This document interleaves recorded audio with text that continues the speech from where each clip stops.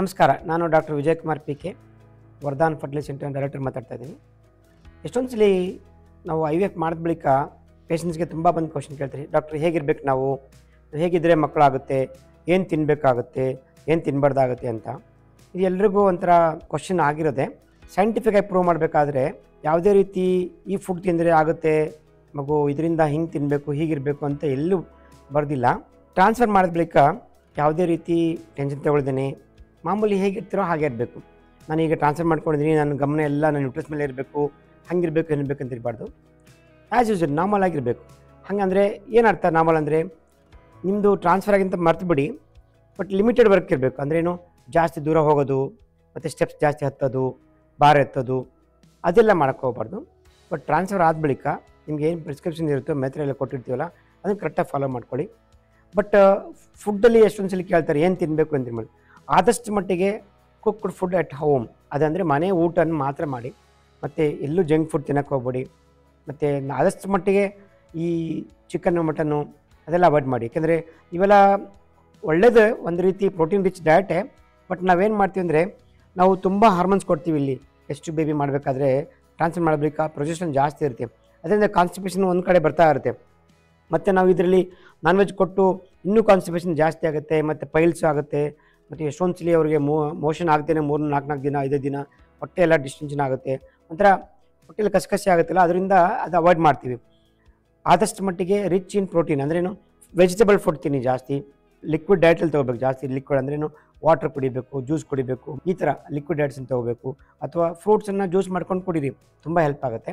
ಹೀಗೆ ತುಂಬ 24 ಮಲ್ಕೊಂಡಿರ್ಬೇಕಾ ಡಾಕ್ಟ್ರೇ, ಅಥವಾ ಏನು ಇದು ಮಾಡಬೇಕಾದ್ವಿ, ಆದಷ್ಟು ಮಟ್ಟಿಗೆ ನಿಮ್ಮ ರೊಟೀನ್ ಹ್ಯಾಬಿಟ್ಸ್ ಅಂದರೆ ರೊಟೀನ್ ವರ್ಕ್ ಏನಿರುತ್ತಲ್ಲ ಅದನ್ನೆಲ್ಲ ಕಂಟಿನ್ಯೂ ಮಾಡಿ. ಅಂದರೆ ವರ್ಕಿಂಗ್ ಇರ್ತಂದರೆ ವರ್ಕ್ ಮಾಡಿ, ವರ್ಕ್ ಫ್ರಮ್ ಹೋಮು ಅಥವಾ ಆಫೀಸ್ ಹತ್ತಿರ ಇದ್ರೆ ಹೋಗಿ. ದೂರ ಅಂದರೆ ಎಷ್ಟು ದೂರವರೆಗೆ ಹೋಗ್ಬೋದು ಅಂತ ಕೇಳ್ತಾರೆ. ನೋಡಿ, ಅಪ್ರಾಕ್ಸಿಮೇಟ್ಲಿ ನೀವು ಅವರೇಜಾಗಿ ನಿಮ್ಮ ಮನೆಯಿಂದನೂ ನಿಮ್ಮ ಅಂದರೆ 20 ಕಿಲೋಮೀಟರ್ಸಲ್ಲಿ ಇರುತ್ತೆ ಅಲ್ವಾ ವರ್ಕ್, ಅಲ್ಲಿವರೆಗೆ ನಾವು ಮನೆ ಮಾಡ್ತೀವಿ. ಇಲ್ಲಾಂದರೆ ಪೂರ್ತಿ 1 hour 2 hours ಇದ್ದು ಟ್ರಾವೆಲಿಂಗ್ ಮಾಡೋದೆಲ್ಲ ಅವಾಯ್ಡ್ ಮಾಡೋಕ್ಕೆ ಹೇಳ್ತೀವಿ. ಟ್ರಾವೆಲಿಂಗಲ್ಲಿ ಮಾಡ್ಬೋದು, ಆ ಥರ ಇಲ್ಲ ಅಂತಿಲ್ಲ, ಯಾವುದೇ ರೀತಿ ಸೈಂಟಿಫಿಕ್ ಪ್ರೂವನ್ ಆಗಿಲ್ಲ ಏಕೆಂದರೆ ಟ್ರಾವೆಲ್ ಮಾಡಿದ್ರೆ ನೆಗೆಟಿವ್ ಬರುತ್ತೆ ಅಂತ.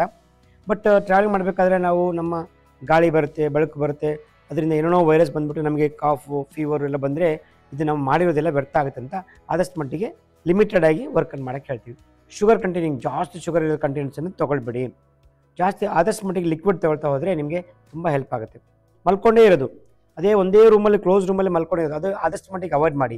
ಯಾಕೆಂದರೆ ಒಂದು ನಿಮಗೆ ಗಾಳಿ ಬೆಳಕು, ಈ ಪ್ರಾಣಿಗಳು ಪಕ್ಷಿಗಳು ಎಲ್ಲನೂ ಇದ್ದಾಗ ಆ ನ್ಯಾಚುರಲ್ ವೇ ಆಫ್ ನಿಮಗೆ ಹ್ಯಾಪಿನೆಸ್ ಬರುತ್ತಲ್ಲ, ಅದರಿಂದ ತುಂಬ ಹೆಲ್ಪ್ ಆಗುತ್ತೆ. ಯಾವತ್ತೂ ಅಷ್ಟೇ ನಾವು ಒಳಗಡೆ ಇದ್ದಾಗ ಮೂಡು ತುಂಬ ಡಿಪ್ರೆಷನ್ ಇರುತ್ತೆ, ಸ್ವಲ್ಪ ವಾಕಿಂಗ್ ಮಾಡಬೇಕು. ಯಾಕೆಂದರೆ ಮೈಲ್ಡ್ ಎಕ್ಸಸೈಸ್ ಅಂತಾರೆ ಇದಕ್ಕೆ. ವಾಕಿಂಗ್ ಮಾಡಿದಾಗ ಅಂತಾರೆ ಮೂಡ್ ಎಲಿವೇಷನ್ ಆಗುತ್ತೆ, ಒಳ್ಳೆ ಮೂಡಲ್ಲಿದ್ದಾಗ ಒಳ್ಳೆ ಹಾರ್ಮೋನ್ಸ್ ಬರುತ್ತೆ, ಇಂಪ್ಲಾಂಟೇಷನ್ ಜಾಸ್ತಿ ಆಗುತ್ತೆ. ಅದಕ್ಕೇ ಯಾವಾಗ ನಿಮಗೆ, ಏಕೆಂದರೆ ಮೂಡು ಡಿಪ್ರೆಷನ್ ಇದ್ದಾಗ ನಾವೇನು ಮಾಡ್ತೀವಿ ಅಂದರೆ ಪೇಷಂಟ್ಸ್ಗೆಲ್ಲ ಎಕ್ಸಸೈಸ್ ಮಾಡಿ ಅಂತ ಹೇಳ್ತೀವಿ. ಇದು ಕಾಮನ್ ಆಗಿ ಎಲ್ಲರೂ ನಮ್ಮ ಹಿರಿಯರೆಲ್ಲ ಹೇಳ್ತಿದ್ರು, ಮತ್ತು ನಮ್ಮ ಬುಕ್ಕಲ್ಲಿ ಬರ್ತಿದೆ, ಯಾವಾಗ ಮೂಡು ಡೌನ್ ಆಗಿರುತ್ತೆ ಅವಾಗ ಎಕ್ಸಸೈಸ್ ಮಾಡಿದ್ರೆ ಎಲಿವೇಷನ್ ಆಗುತ್ತೆ. ಅಂದ್ರೇನು, ನೀವು ಆದಷ್ಟು ಮಟ್ಟಿಗೆ ಅವಾಯ್ಡ್ ಮಾಡಿ ರೂಮಲ್ಲಿರೋದು. ಸ್ವಲ್ಪ ಒಂದು 1/2 ಕಿಲೋಮೀಟರ್ 1 ಕಿಲೋಮೀಟರ್ ನಿಮ್ಮ ವರಂಡಲ್ಲಿ ಜಾಗ ಇದ್ದರೆ ಅಥವಾ ಕೆಳಗಡೆ ಬಂದು ಸ್ವಲ್ಪ ಪಾರ್ಕಲ್ಲಿ ಹೋಗಿ ಸ್ವಲ್ಪ ವಾಕಿಂಗ್ ಮಾಡಿದಾಗ ಪಕ್ಷಿಗಳ ಜೊತೆ ಮಾತಾಡಿ, ಮನುಷ್ಯರ ಜೊತೆ ಮಾತಾಡಿ. ಆದಷ್ಟು ಮಟ್ಟಿಗೆ ಗೆಜೆಟ್ಸ್ ಅಂದ್ರೇನು, ಈ ಮೊಬೈಲು, ಈ ಸೀರಿಯಲ್ ನೋಡೋದು ಅದನ್ನೆಲ್ಲ ಅವಾಯ್ಡ್ ಮಾಡಿ. ಆಮೇಲೆ ಕುತ್ಕೊಂಡೇ ಇರ್ಬೋದಾ ಡಾಕ್ಟ್ರೇ, ಅಷ್ಟು ಬಾಳ್ತಂದು ಕೂತ್ಕೊಳ್ಳಿ ಅಥವಾ ಮಲ್ಕೊಳ್ಳಿ, ಯಾವುದಕ್ಕೂ ಡಿಫ್ರೆನ್ಸ್ ಏನಾಗಲ್ಲ. ನಿಮ್ಗೆ ಎಷ್ಟು ಬೇಕೋ ಅಷ್ಟು ಮಾಡ್ತಾಯಿರಿ. ಆ ಥರ ಹಾಗೆ ಮಲ್ಕೊಂಡೇ ಇರಬೇಕು, ಯಾವಾಗ ನನ್ನ ಬಗ್ಗೆ ಚಿಂತೆ ಮಾಡಬೇಕು ಎಂಬ್ರಿಯ ಬಗ್ಗೆ ಅಂದರೆ ಅದು ತುಂಬ ಎಫೆಕ್ಟ್ ಮಾಡುತ್ತೆ. ಅಂದ್ರೇನು, ಅದ್ರ ಬಗ್ಗೆ ಥಿಂಕ್ ಮಾಡಿದಾಗ ಅದು ತುಂಬ ಡಿಪ್ರೆಷನ್ ಆಗ್ತಾ ಹೋಗುತ್ತೆ.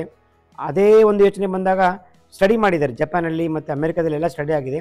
ಪೇಷಂಟು ಆಫೀಸಿಂದ ಬಂದು ಎಂಬ್ರಿಯ ಹಾಕ್ಕೊಂಡು ಹಾಗೆ ಹೋಗ್ತಾರೆ, ಅವರಿಗೆ ಸಕ್ಸಸ್ ಜಾಸ್ತಿ ಆಗಿತ್ತು. ಇನ್ನೊಂದು ಗ್ರೂಪಲ್ಲಿ 1-2 ಅಲ್ಲಿ 2 hours ರೆಸ್ಟ್ ಮಾಡಿದರು, ಇನ್ನೊಂದು ಗ್ರೂಪಲ್ಲಿ 6 hours ರೆಸ್ಟ್ ಮಾಡಿದರು, ಇನ್ನೊಂದು ಗ್ರೂಪಲ್ಲಿ 24 hours ರೆಸ್ಟ್ ಮಾಡಿದರು.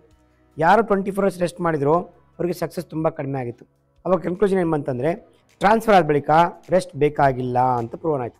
ಆದಷ್ಟು ಮಟ್ಟಿಗೆ ಹೇಳ್ತೀವಿ, ನಿಮ್ಮ ಆಫೀಸ್ ಇದ್ದರೆ ಹೋಗಿ ವರ್ಕ್ ಫ್ರಮ್ ಹೋಮ್ ಮಾಡಿ, ಸ್ವಲ್ಪ ಓಡಾಡಿ, ಗಾಳಿ ಬೆಳಕು ತೊಗೊಳ್ಳಿ ಅಂತ ಹೇಳ್ತೀವಿ. ಇದರಿಂದ ಸಕ್ಸಸ್ಸು ತುಂಬ ಜಾಸ್ತಿ ಆಗುತ್ತೆ.